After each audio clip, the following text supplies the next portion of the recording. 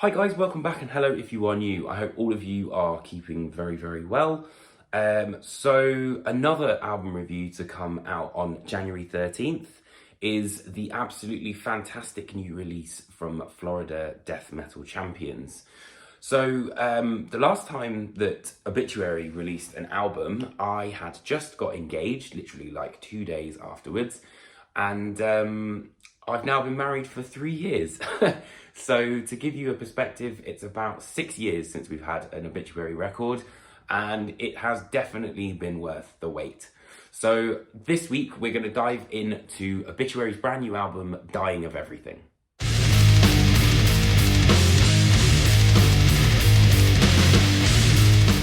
So personally, I've always found that Obituary's strength lies in the simplicity of their riffs. Often there is a prime riff, which is kind of the main sort of thing, and then the rest of the song will be built around that. And every single song on Dying with Everything starts with an incredibly strong riff. But I think it's really interesting that the band decided to strip things back and show us just how simple things are on the track War, which, you know, follows a main riff but then pulls everything back so that it's just acoustic guitar and then impacts us again with that signature kind of sense of dynamics. It's a brilliant, brilliant tactic that the band use, and it really emphasizes the real power that, you know, Donald Tardy's drums kind of have, and particularly the distortion.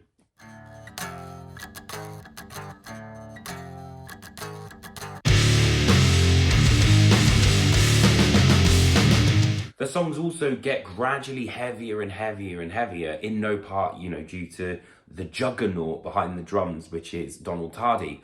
And My Will to Live is a great example of that. You know, it just slowly but surely builds like this kind of locomotive, which is just gathering more speed.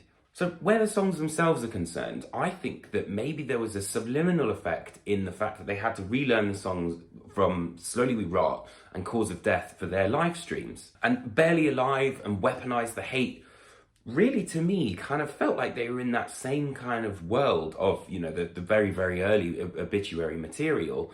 And you could imagine, you know, a circle pit basically being ignited on the title track, Dying of Everything, which I'm sure is no coincidence.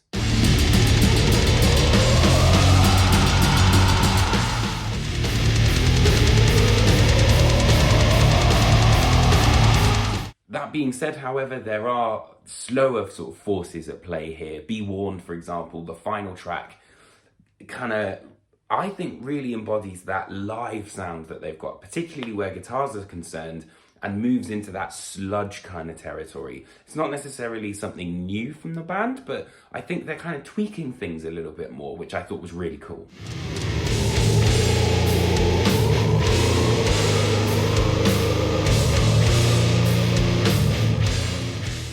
And I think there's even a slight kind of creeping death vibe to My Will to Live, but I don't care because it just makes you want to bang your head.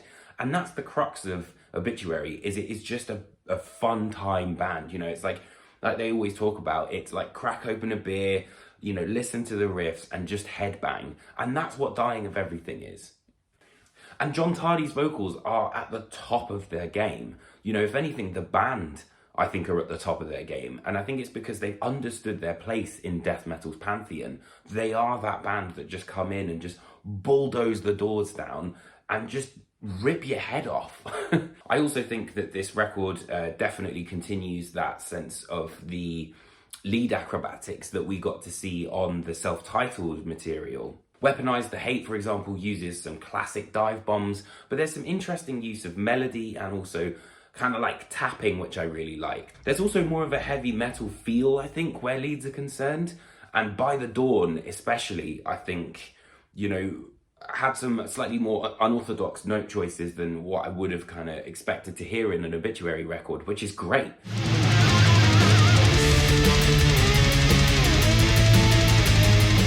So I think Torn Apart is a really good example of a great solo, because it, you know, there's one point where the picking hand of Ken, I think it's Ken, matches the speed of Donald Tardy's double pedal. And that for me is just a masterclass in building that tension, you know, to like really kind of amp things up before you explode into whatever it is, a verse, a bridge, a chorus, So I think it's a really smart way of crafting a very, very well put together solo.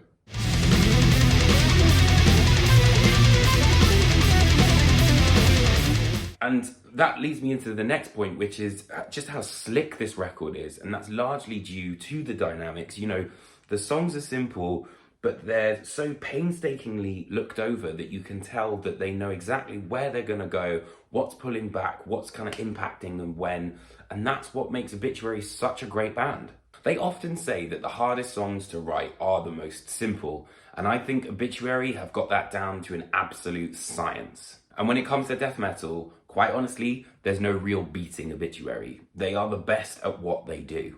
With Dying of Everything, Obituary don't necessarily reinvent the wheel, but instead prove that theirs are, without a doubt, the best spinning in the business. Also, feel free to check out my interview that I had with Donald Tardy. He goes into all sorts of detail about Dying of Everything, the band, death metal in 2023.